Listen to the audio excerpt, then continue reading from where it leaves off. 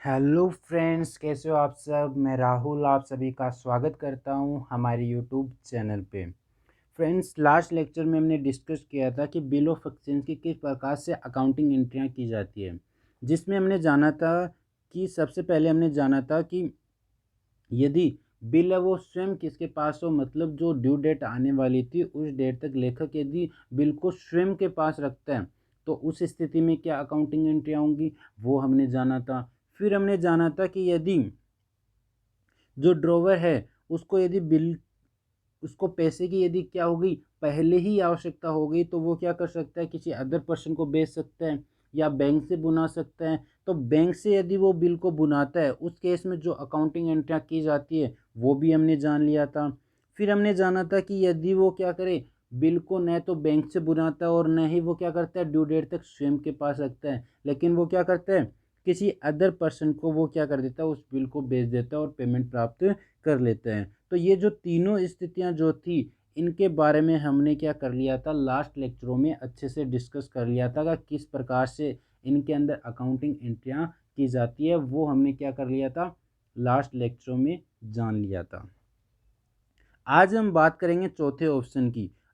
चौथा ऑप्शन है उसके पास कि वो क्या कर सकता है, बिल को बैंक में संग्रह हेतु भेज सकता है। चौथा ऑप्शन क्या है उसके पास, वो बैंक में क्या कर सकता है, जाता है और उसे संग्रह हेतु भेज देता है। मतलब उसको पेमेंट तुरंत प्राप्त नहीं होगी लेकिन संग्रह हेतु भेज देता है। तो अब कहोगे अब सर ये बैंक में संग्रह हेतु भेजना क्या होता है वो बताओ हमें। तो फ्रेंड्स चलो फिर हम बात करते हैं इस संग्रह हेतु भेजना क्या होता है।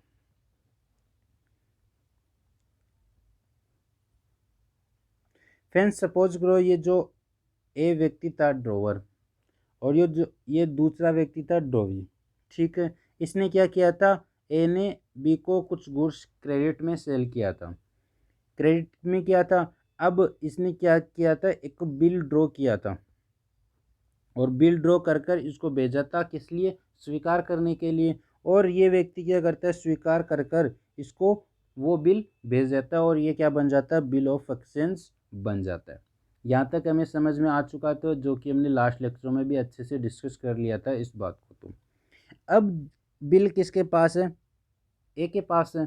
तो अब ए के पास कितने ऑप्शंस थे, चार ऑप्शंस थे। चार ऑप्शंस थे। ठीक है, अब आप कहोगे चार ऑप्शन कौन कौन से थे। जिस पहला ऑप्शन था उसके पास वो बिल को क्या कर ले, स्वयं के पास रख ले। और दूसरा ऑप्शन था उसके पास कि वो क्या कर ले, बिल को किसी अदर पर्सन को बेच दे। और तीसरा ऑप्शन उसके पास था कि वो बिल को बैंक से बुना ले। और चौथा ऑप्शन उसके पास था कि वो बिल को बैंक में संग्रह हेतु भेज दे। इन चारों ऑप्शनों में से हमने तीन ऑप्शनों को अच्छे से डिस्कस कर लिया लास्ट लेक्चरों में।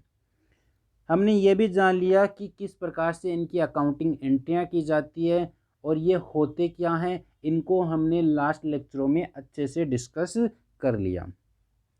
आज हमें बात करनी है चौथे ऑप्शन की और चौथा ऑप्शन है बिल को बैंक में संग्रह हेतु भेजना। तो अब ये होता क्या है, इसका प्रोसेस क्या होता है, क्या क्या एक्टिविटीज होती है इसके अंदर, वो अब हम जानते हैं।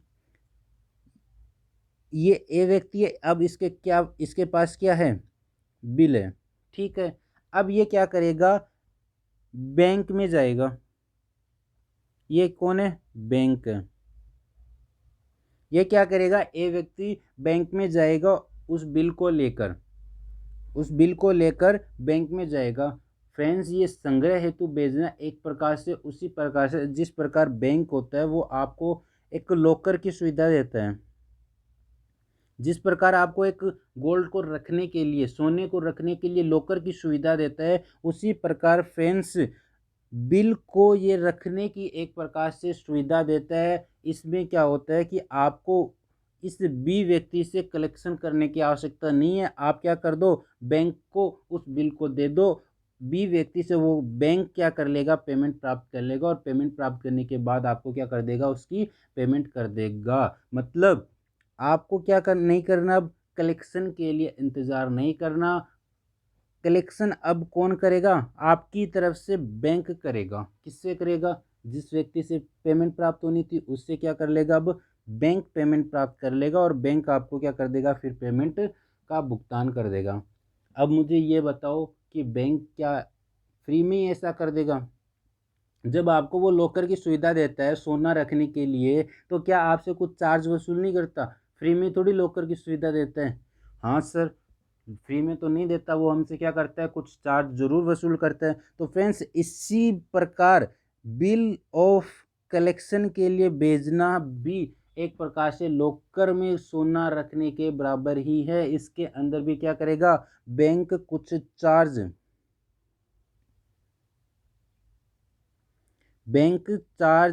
वसूल करेगा। तो इसलिए हमें पेमेंट कितनी प्राप्त होगी, बैंक चार्ज डिडक्ट करने के बाद जितनी अमाउंट बचेगी वो क्या होगी, हमें प्राप्त होगी। तो फ्रेंड्स, यही क्या होता है, एक प्रकार से बिल को संग्रह हेतु भेजना, कलेक्शन के लिए भेजना कहलाता है। मतलब हमारी तरफ से बैंक क्या करेगा कि जिस व्यक्ति से पेमेंट प्राप्त करनी थी उससे बैंक प्राप्त करेगा पेमेंट। हमें पेमेंट प्राप्त करने की अब आवश्यकता नहीं है, हमें बिल को संभाल कर रखने की आवश्यकता नहीं है, बिल को संभाल कर रखेगा कौन, बैंक। और जब उसकी ड्यू डेट आएगी, बिल की ड्यू डेट जब आएगी उसकी, तो ड्यू डेट पे क्या करेगा, बैंक बी के पास जाएगा।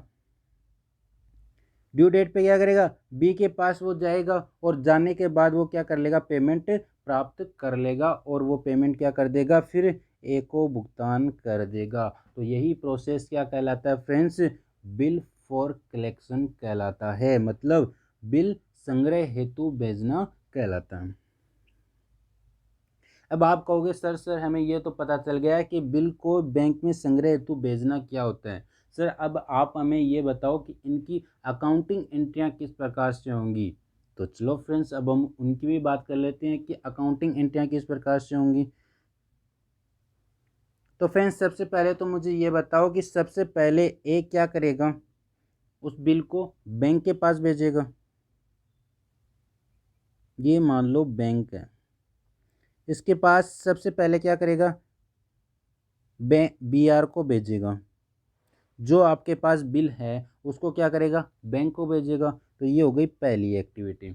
आपको सबसे पहले क्या करना है, बिल को बैंक को भेजने की एंट्री करनी है। ठीक है, किसकी बुक्स ऑफ अकाउंट में, ड्रॉवर की बुक्स ऑफ अकाउंट में। ठीक है, ठीक है सर, कर देंगे। फिर जब ड्यू डेट आएगी, सपोज करो ड्यू डेट आ गई, ठीक है, ड्यू डेट आ गई तो अब बैंक क्या करेगा, बी के पास जाएगा, जिससे पेमेंट प्राप्त करनी थी उस व्यक्ति के पास जाएगा, बी के पास जाएगा और बी से क्या कर लेगा, पेमेंट प्राप्त कर लेगा। पेमेंट प्राप्त करने के बाद बैंक क्या करेगा, उस अमाउंट को ए को लौटा देगा और अपना चार्ज है वो क्या कर लेगा, वसूल कर कर उस बाकी जितनी भी अमाउंट है उसको क्या कर देगा, लौटा देगा। तो दूसरी एक्टिविटी हमारी क्या हो गई, ये वाली। तो पहली एंट्री हमें ड्रॉवर की बुक्स ऑफ अकाउंट में क्या करनी है, बी आर देने की, मतलब जो हमने बिल बैंक को दिया है उसकी एंट्री करनी है। और सेकंड एंट्री हमें वो करनी है जब बैंक हमें क्या करेगा, कलेक्शन कर कर हमें भुगतान करेगा, तो उसकी एंट्री करनी है। मतलब हमारी बुक्स ऑफ अकाउंट में केवल दो एंट्रियाँ होंगी, एक तो होगी बिल प्राप्त करने की और दूसरी एंट्री होगी हमारी बिल की जो पेमेंट है वो प्राप्त होने की। तो ये दो हमारी बुक्स ऑफ अकाउंट में एंट्रियां होगी। अब एंट्रियां क्या होगी वो अब हम जान लेते हैं। पहली एंट्री की बात करते हैं। पहले क्या किया इसने, ए ने बैंक को भेजा है बिल, और बिल जब बैंक को भेजेगा तो जाने वाली वस्तु बिल क्या हो रहा है, जा रहा है, तो जा रहा है तो क्रेडिट किसको करेंगे, बी आर को करेंगे। बी आर अकाउंट को हम क्या कर देंगे, क्रेडिट कर देंगे। अब मुझे ये बताओ आप, इस बिल को हमने किस लिए भेजा है, कलेक्शन के लिए भेजा है। तो कलेक्शन वाला जो अकाउंट है उसको हम क्या कर देंगे, debit. Bill for collection account debit, bill for collection account है उसको तो हम क्या कर देंगे, डेबिट कर देंगे। और क्रेडिट किसको करेंगे, बी आर को। क्यों, क्योंकि हम क्या कर रहे हैं, बैंक को बिल दे रहे हैं और दे रहे हैं, तो उसको हम क्या करेंगे, क्रेडिट करेंगे। और डेबिट किसको करेंगे, बिल फॉर कलेक्शन को हम क्या करेंगे, डेबिट करेंगे। तो हमारे अकाउंटिंग एंट्री क्या बन जाएगी, bill for collection account debit to bill receivable. तो पहली एंट्री हमारी क्या बन जाएगी, ये बन जाएगी किसकी बुक्स ऑफ अकाउंट में, ड्रोवर की बुक्स ऑफ अकाउंट में। क्यों, क्योंकि ड्रोवर क्या कर रहा है, बैंक को पेमेंट दे रहा है, इसके अंदर बी का तो कोई भी इन्वॉल्व ही नहीं है ये तो एक प्रकार से। क्यों, क्योंकि ट्रांजैक्शन किसके बीच हो रहा है, अब बैंक और ए के बीच में हो रहा है। बी को तो कुछ नहीं करना, जब इसकी ड्यू डेट आएगी तब क्या कर देगा, बी तो पेमेंट कर देगा और पेमेंट करने की क्या कर देगा, एंट्री कर देगा। तो बी के अकाउंट में तो क्या होगी, केवल पेमेंट करने की एंट्री होगी। अब हम बात कर रहे हैं ए की बुक्स ऑफ अकाउंट में, तो ए की बुक्स ऑफ अकाउंट में पहली एंट्री ये हो गई, और दूसरी एंट्री कौन सी होगी, जब बैंक को बी से पेमेंट प्राप्त हो जाएगी, तो पेमेंट प्राप्त हो जाएगी तो ये क्या करेगा, ए को पेमेंट करेगा। तो ए को पेमेंट करेगा तो इसकी क्या करेगा, एंट्री करेगा कौन, ड्रोवर। तो ड्रोवर क्या एंट्री करेगा इसकी। तो सबसे पहले तो मुझे ये बताओ कि बैंक से आपको क्या प्राप्त हो रहा है, कैश प्राप्त हो रहा है। और कैश क्या होता है, सर कैश तो रियल अकाउंट से रिलेटेड है, और रियल अकाउंट का नियम तो कहता है कि आने वाली वस्तु को डेबिट और जाने वाली वस्तु को क्या करो, क्रेडिट करो। तो रियल अकाउंट का नियम कहता है कि कैश को, मतलब जो एसेट्स है जो आ रही है उसको डेबिट करो। तो आपने क्या कर दिया, कैश को डेबिट कर दिया, रियल अकाउंट के अनुसार हमने क्या कर दिया, कैश को डेबिट कर दिया। अब मुझे ये बताओ कि जो बैंक है वो क्या आपको सारी की सारी अमाउंट देगा, मतलब आपने बिल उसको 1000 रुपये का दिया, किसको, बैंक को आपने क्या किया था, 1000 रुपये का बिल दिया था। अब मुझे ये बताओ कि क्या वो सारी की सारी अमाउंट आपको देगा, नहीं देगा सर। वो क्या करेगा, कुछ बैंक चार्ज आपका क्या कर लेगा, डिडक्ट कर लेगा। तो सपोज करो उसने बैंक चार्ज डिडक्ट कर लिए, कितने रुपए, 200 रुपये। 200 रुपये उसने क्या कर लिया, डिडक्ट कर लिए। तो मुझे आप ये बताओ कि आपको कितने पैसे प्राप्त हुए, सर हमें तो केवल कितने प्राप्त हुए, 800 रुपये ही प्राप्त हुए। तो आप एंट्री कितने की करोगे, 800 रुपये की तो करोगे। आपको प्राप्त कितने हुए, केवल 800 रुपये तो हुए। तो सर ठीक है, हमने 800 रुपये की एंट्री कर दी। सर अब हमें ये बताओ कि जो बैंक चार्ज उसने वसूल किया है, डिडक्ट किया है, उसकी क्या एंट्री होगी। तो फ्रेंड्स सबसे पहले तो मुझे ये बताओ कि जो बैंक चार्ज उसने वसूल किया वो आपके लिए क्या है। सर वो एक प्रकार से हमारे लिए क्या है, लॉस मान सकते हैं, एक्सपेंसेस मान सकते हैं। तो जो लॉस और जो एक्सपेंसेस होते हैं वो किससे रिलेटेड होते हैं, सर लॉस एंड एक्सपेंसेस तो नॉमिनल अकाउंट से रिलेटेड होते हैं। और नॉमिनल अकाउंट का नियम क्या कहते हैं, सर नॉमिनल अकाउंट का नियम तो कहता है कि एक्सपेंसेस और जितने भी लॉस है उनको क्या करो, आप डेबिट करो, और क्रेडिट किसको करो, प्रॉफिट, एंड जितनी भी इनकम्स है उनको आप क्या करो, क्रेडिट करो। तो मुझे ये बताओ नॉमिनल अकाउंट के अनुसार जो बैंक चार्ज उसने वसूल किया है बैंक ने, तो उसको हम क्या करेंगे, सर उसको तो हम क्या करना पड़ेगा, हमें डेबिट करना पड़ेगा, क्योंकि एक प्रकार से वो हमारे लिए क्या है, लॉस है, और लॉस को हम क्या करते हैं, डेबिट करते हैं। तो इसलिए फ्रेंड्स कैश को हमने क्या कर दिया, 800 रुपये से डेबिट कर दिया, और बैंक चार्जेज को भी हमें क्या करना पड़ेगा, 200 रुपये से डेबिट करना पड़ेगा। तो अब सर क्रेडिट किसको करे, पेमेंट किसकी प्राप्त हुई है भाई आपको, बिल फॉर कलेक्शन की। मतलब बिल फॉर कलेक्शन के लिए आपने बैंक को भेजा, तभी तो उसने क्या किया, पेमेंट प्राप्त की है, पेमेंट का भुगतान तभी तो किया उसने। तो बिल फॉर कलेक्शन को हम क्या कर देंगे, क्रेडिट कर देंगे। तो हमारी एंट्री क्या बन जाएगी, cash account debit, bank charges account debit to bill for collection. ये हमारी क्या बन जाएगी, सेकंड एंट्री बन जाएगी। समझ गए। मुझे आशा है कि अच्छे से समझ गए होंगे कि दोनों एंट्रियाँ, पहली एंट्री हमने क्या की, जब ए ने बैंक को बिल भेजा उसकी एंट्री कर दी। दूसरी एंट्री हमने की जब बैंक ने बी से पेमेंट प्राप्त कर हमें वापस लौटाई पेमेंट, तो दूसरी एंट्री हमने क्या कर दी, उसकी कर दी। एंट्री क्या हुई, कैसे हुई, वो भी मैंने बता दिया।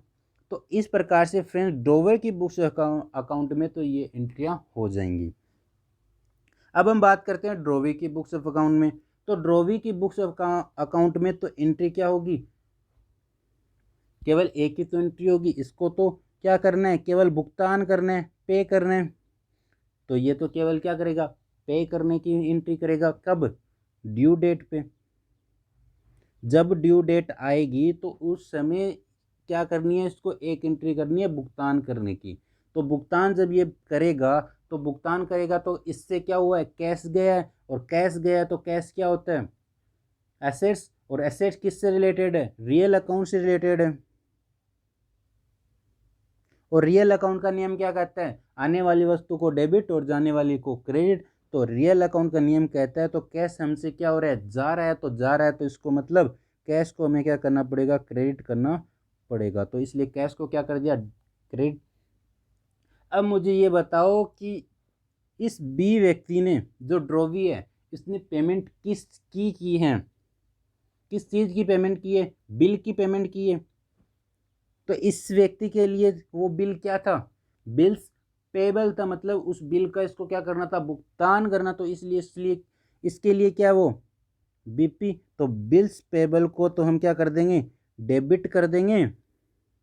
और क्रेडिट किसको कर देंगे, कैश अकाउंट को क्रेडिट कर देंगे। और हमारी अकाउंटिंग एंट्री बन जाएगी ये वाली, किसकी बुक्स ऑफ अकाउंट में, ड्रॉवी की बुक्स ऑफ अकाउंट में। तो हमारे पास हमने जान लिया कि ड्रॉवर की बुक्स ऑफ अकाउंट में कैसे एंट्री होगी और जो ड्रॉवी है उसकी बुक्स ऑफ अकाउंट में कैसे एंट्री होगी, ये हमने अच्छे से जान लिया।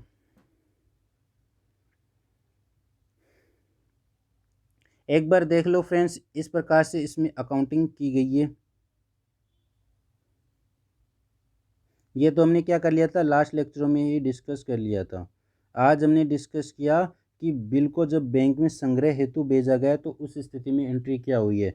तो ड्रॉवर की बुक्स ऑफ अकाउंट में पहले एंट्री होगी बैंक में बिल को भेजने पर। जब बैंक में बिल भेजेगा तो एंट्री क्या होगी, bill for collection account debit to BR. क्योंकि बीआर को क्या किया गया है, उसको दिया गया है, तो इसलिए बीआर को क्रेडिट किया गया है। और किस लिए किया गया है, ये किस लिए दिया गया है, बिल फॉर कलेक्शन, कलेक्शन हेतु दिया गया है। तो बिल फॉर कलेक्शन को यहाँ पे क्या किया गया है, डेबिट किया गया है। इसी प्रकार ड्रॉवी की बुक्स ऑफ अकाउंट में इसका कोई भी ट्रांजेक्शन नहीं होगा। क्यों, क्योंकि इसके अंदर ड्रॉवी तो इन्वॉल्व ही नहीं है, क्योंकि ये तो किसके बीच में हुआ है,